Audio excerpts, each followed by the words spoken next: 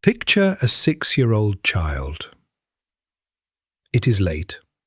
The house is quiet, but the wrong kind of quiet. The kind that follows raised voices. The child is in bed, staring at the ceiling. And the thought arrives, not for the first time. It was me. I caused this. No one told the child this. No parent sat down and explained the household finances, the failing marriage, the grief no one was treating. The child simply decided, because that is what children do. And here is the part the science could not believe when it first discovered it. That decision, made in a child's darkest moment, may still be running your life right now.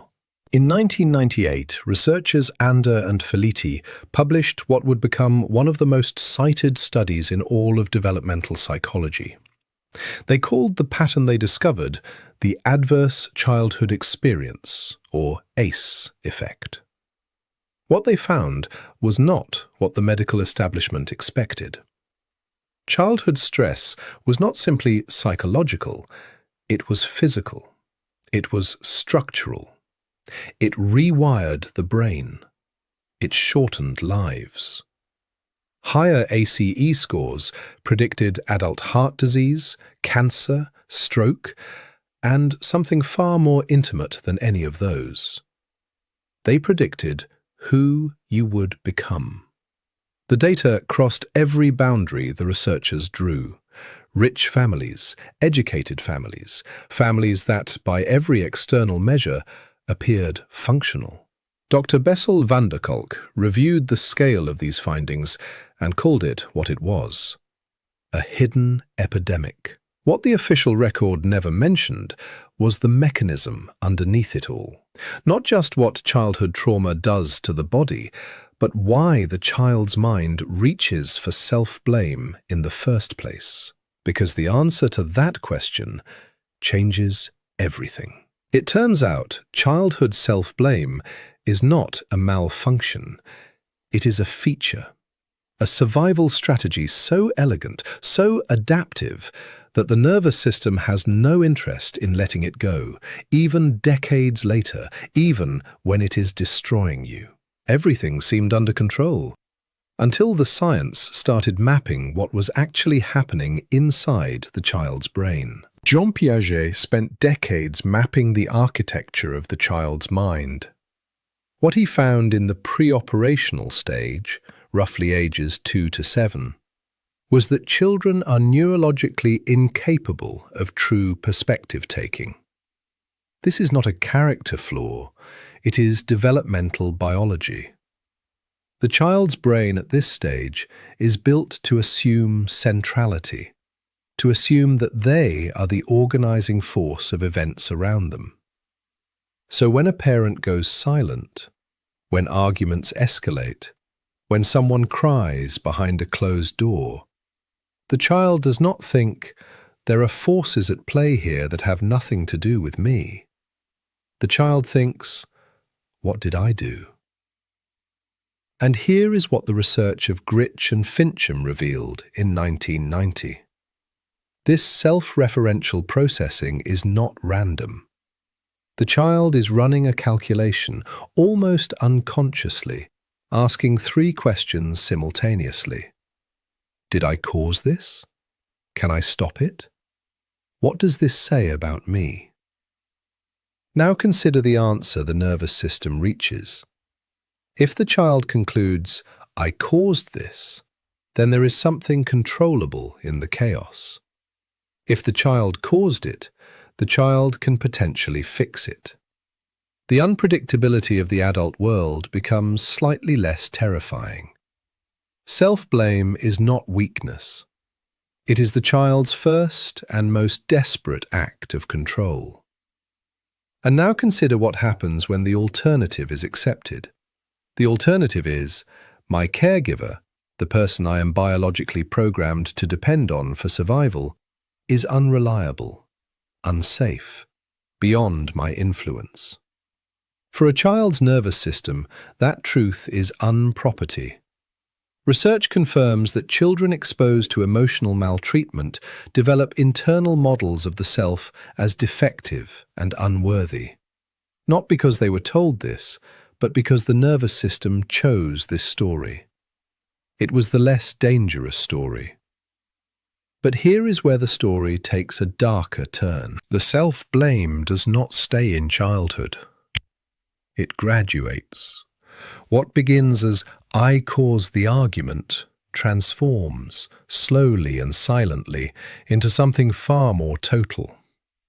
The belief shifts from "I did something wrong" to "I am wrong."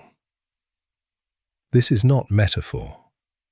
This is what clinical psychologist Michelle Maidenberg documents in therapeutic settings. Self-blame masquerades as personality. It hides inside chronic perfectionism, inside compulsive people-pleasing, inside the reflex to apologize before anyone has accused you of anything. The child who once thought, "If I manage the adults, I can stay safe," becomes the adult who cannot stop managing everyone around them. Ask yourself this: if the nervous system built self-blame as armor, if it served as genuine psychological protection, then why would the nervous system ever surrender it willingly? It will not. The neuroscience here is precise. The hippocampus, the brain region central to memory and emotional regulation, shows measurable volume reduction in people with high ACE scores. This is not metaphorical damage, it is physical architecture, which means something almost unbearable. The person is not simply remembering a difficult childhood. The brain structures that govern memory formation have been altered by it. They may not remember the events clearly, but they are still living inside the emotional logic of those events. Every time they apologize too quickly, every time they collapse under criticism, every time connection feels dangerous, the nervous system is not being irrational, it is being loyal. Stay with me, because what comes next is the part that nobody talks about. This survival architecture did not stay trapped in the past. The modern world found it and built something around it. The product culture of 2025, the metrics, the follower counts, the performance reviews, the curated lives designed for external approval, is structurally identical to the original program. Earn love through performance. Earn safety through achievement. The child's coping mechanism became an economy. Here is what the data tells us, assembled as a single picture. A child is born into an unpredictable environment. The brain, in its developmental genius, generates a story that creates order. I am the problem. Therefore, I can be the solution. The attachment system remains intact. The parent remains safe. Survival is preserved. The world was told this was weakness, sensitivity, fragility. The reality was engineering, elegant, ruthless, neurological engineering.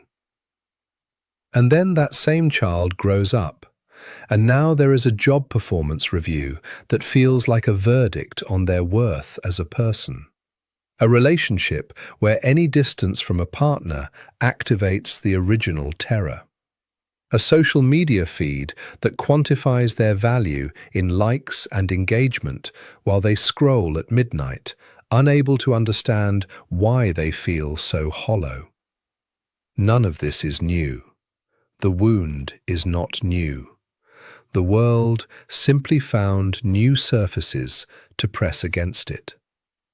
Dr. van der Kolk spent decades arguing that the psychiatric establishment was misdiagnosing the same root cause under 100 different labels. Depression, anxiety, borderline patterns, substance use.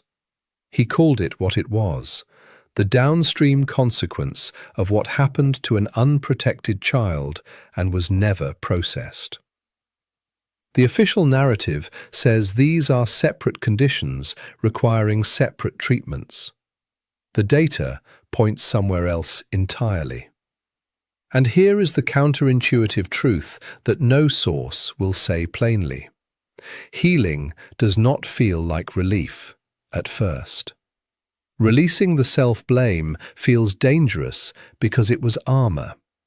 The nervous system does not experience freedom as freedom. It experiences the absence of the coping mechanism as exposure. For a long time, standing without the armor feels exactly like standing in front of something that can hurt you. That is not resistance to healing. That is the nervous system doing precisely what it was built to do. It is protecting the child that still lives inside you. This is not simply history, it is architecture. Look at what surrounds you right now. The workplace culture that measures your value by output. The social platforms that made human approval quantifiable. The relentless pressure to optimize yourself, your body, your productivity, your presence. These systems did not create a new wound, they found an existing one, and they built an entire economy on top of it. The child who learned to earn safety through performance did not outgrow the mechanism. The mechanism scaled. Most people moving through this world will never connect these particular dots. They will treat the anxiety, they will treat the depression, they will manage the symptoms, but they will not ask why the same exhausted pattern keeps returning in a new relationship, a new job, a new context, with the same emotional weight. Now you can ask that question. Not because the answer erases the past, but because understanding the architecture is the only way to stop living inside it without knowing it. The answer has been hiding in plain sight all along, a 6-year-old in the dark, deciding it was their fault. That decision made sense. It was adaptive. It was survival. But you are not 6 years old anymore. If this perspective deserved to be uncovered, help us find the next one. Next time, we go deeper into the psychology of inherited family patterns, the emotional scripts passed down across generations that most people never realize they're reading from. The truth is stranger than you think.